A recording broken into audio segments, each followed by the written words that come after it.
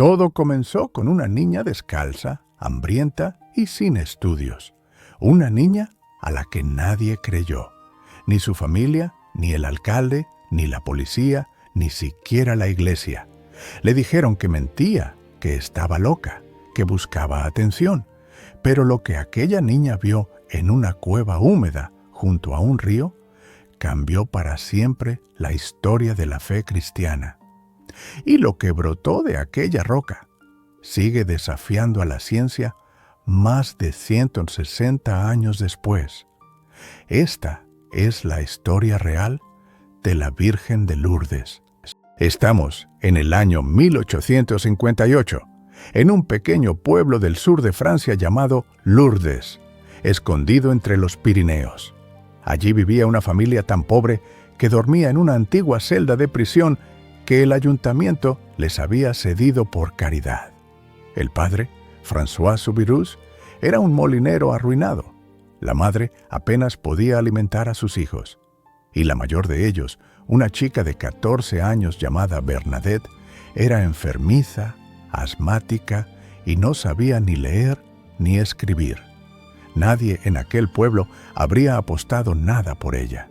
El 11 de febrero de 1858, Bernadette salió con su hermana y una amiga a recoger leña junto al río Gabe.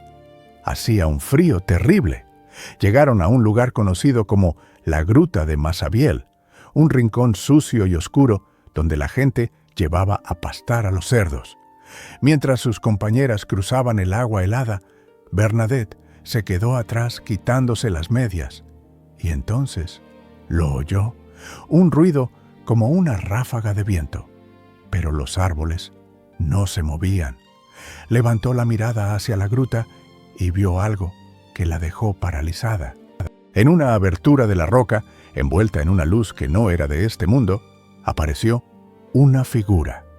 Una mujer joven, bellísima, vestida de blanco, con un cinturón azul y una rosa dorada en cada pie.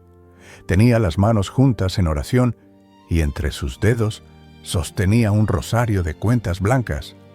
Bernadette no entendía lo que estaba pasando. No sabía si era un sueño o una visión, pero cayó de rodillas instintivamente y comenzó a rezar el rosario.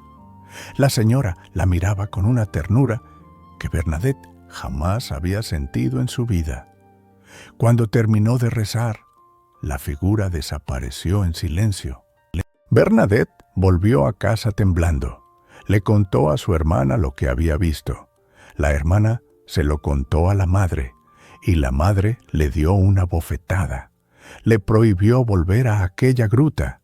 Le dijo que eran tonterías, que se dejara de inventos.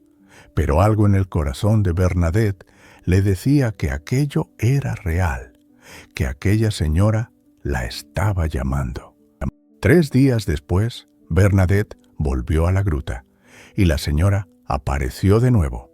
Esta vez le habló, le pidió que regresara durante 15 días seguidos y Bernadette obedeció. Cada día, a pesar del frío, a pesar de las burlas, a pesar de que todo el pueblo empezaba a hablar de ella. Unos la llamaban loca. Otros decían que era una mentirosa buscando fama. El alcalde la amenazó con meterla en la cárcel. El comisario de policía la interrogó durante horas intentando que se contradijera. Pero Bernadette no cambió su relato ni una sola vez. Siempre decía lo mismo con la misma sencillez. La noticia se extendió por toda la región. Miles de personas empezaron a acudir a la gruta para ver a la niña en éxtasis. Y lo que veían los dejaba sin palabras. Bernadette se arrodillaba. Su rostro se transformaba. Sus ojos se llenaban de una paz sobrenatural. Los médicos la examinaron. Le acercaron velas encendidas a las manos para comprobar si fingía. La llama le quemó los dedos durante varios minutos y ella no reaccionó. Cuando salía del éxtasis, no tenía ninguna marca. Pero el momento más impactante estaba por llegar. El 25 de febrero, Durante la 9ª aparición, la señora le dijo a Bernadette algo extraño.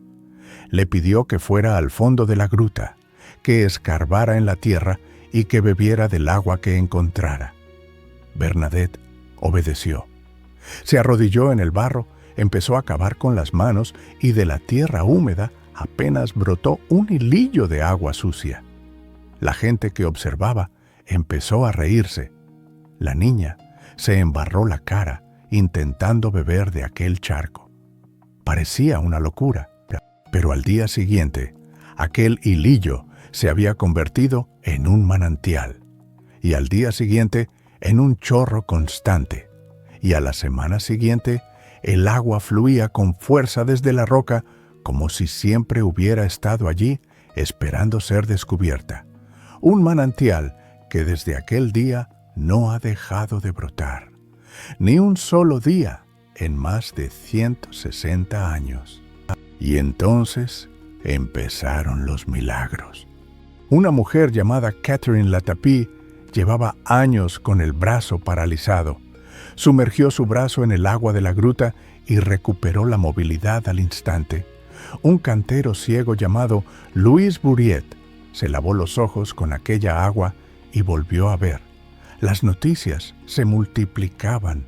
Los enfermos acudían de todas partes y las curaciones se sucedían de una manera que nadie podía explicar. La Iglesia, prudente y escéptica como siempre ante estos fenómenos, abrió una investigación que duró 4 años. Entrevistaron a Bernadette decenas de veces, analizaron los testimonios, estudiaron las curaciones, y en 1872 el obispo de Tarbes declaró oficialmente que la Virgen María se había aparecido en la gruta de Massabielle. Bernadette no había mentido. Pero hay un detalle que hace que esta historia sea aún más extraordinaria. Durante la 16ª aparición, Bernadette le preguntó a la señora su nombre. Se lo había pedido varias veces y la señora siempre había respondido con una sonrisa. Pero aquel día, 25 de marzo de 1858, la figura levantó los ojos al cielo, juntó las manos sobre su pecho y dijo 4 palabras que Bernadette no entendió porque no sabía lo que significaban. Tuvo que repetirlas todo el camino hasta la parroquia para no olvidarlas. Llegó corriendo ante el párroco y le dijo lo que la señora había dicho, que soy era Inmaculada Concepción. Yo soy la Inmaculada Concepción. El párroco se quedó helado. Apenas 4 años antes, en 1854, el Papa Pío IX había proclamado el dogma de la Inmaculada Concepción de María. Era un concepto teológico complejo que una niña analfabeta de un pueblo perdido de los Pirineos no podía conocer de ninguna manera.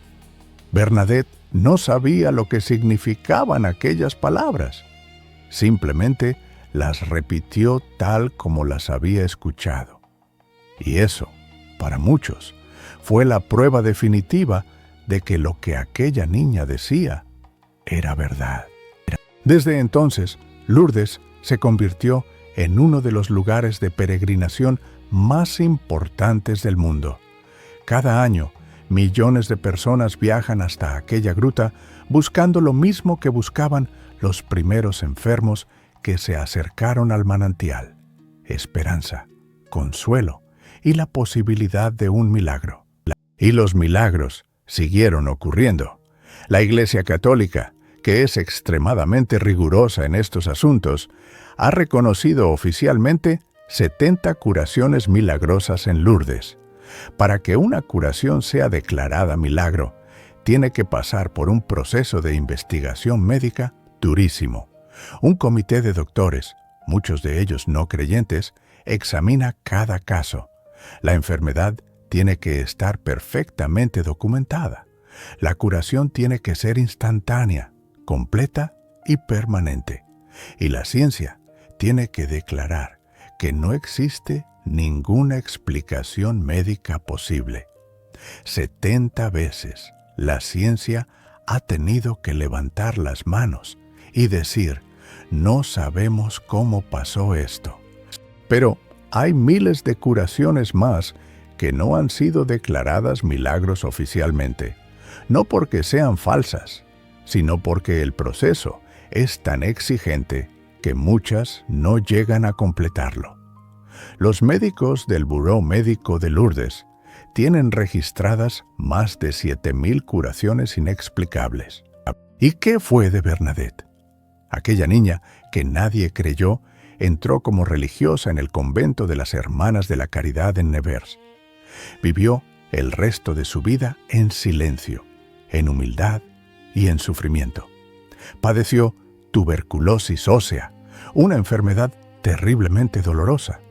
Cuando le preguntaban por qué el agua de Lourdes no la curaba a ella, respondía con una frase que lo dice todo. El agua no está hecha para mí. La Virgen me pidió oración y penitencia, no salud. Bernadette murió el 16 de abril de 1879, a los 35 años. Y aquí viene algo que sigue asombrando al mundo. Cuando su cuerpo fue exhumado por primera vez, 30 años después de su muerte, estaba completamente intacto, sin descomposición, sin olor, como si acabara de dormirse. Se exhumó una segunda vez y una tercera, siempre igual. Su cuerpo incorrupto descansa hoy en una urna de cristal en la capilla de Nevers, y cualquier persona puede ir a verlo. Más de un siglo después, Bernadette sigue ahí, en paz, como si el tiempo no pasara por ella. Lourdes es mucho más que un santuario. Es un lugar donde los enfermos son los protagonistas, donde los últimos son los primeros, donde el sufrimiento se encuentra con la esperanza. Es un lugar donde la ciencia reconoce sus límites y donde la fe demuestra que hay cosas que van más allá de lo que podemos medir o explicar. Cada vez que un enfermo se sumerge en las piscinas de Lourdes, está repitiendo el gesto de Bernadette. Está escarbando en el barro, buscando agua donde aparentemente no la hay. Está confiando en que de lo más oscuro puede brotar la luz. Está creyendo que los milagros no son cosa del pasado, sino una promesa viva para el presente. Y el manantial sigue brotando. Después de 160 años, el agua sigue fluyendo desde aquella roca como el primer día, como si la Virgen quisiera recordarnos que su presencia no fue un momento puntual, sino una promesa eterna, que ella sigue ahí, en aquella gruta humilde, esperando a todo el que se acerque con fe. Nuestra Señora de Lourdes no eligió aparecerse en una catedral, ni ante reyes, ni ante sabios. Eligió una cueva sucia junto a un río, y a una niña pobre que no sabía leer. Porque así actúa Dios. Elige lo pequeño para hacerlo grande. Elige lo débil para confundir a lo fuerte. Elige el barro para hacer brotar el agua viva. Que la historia de Lourdes nos recuerde que los milagros existen, que la fe puede más que la enfermedad, más que la duda y más que el miedo, y que en algún rincón oscuro de nuestra vida, si tenemos la valentía de arrodillarnos y escarbar en el barro, puede estar esperándonos un manantial de gracia que nunca deja de fluir. Nuestra Señora de Lourdes ruega por nosotros. Santa Bernadette, ruega por nosotros.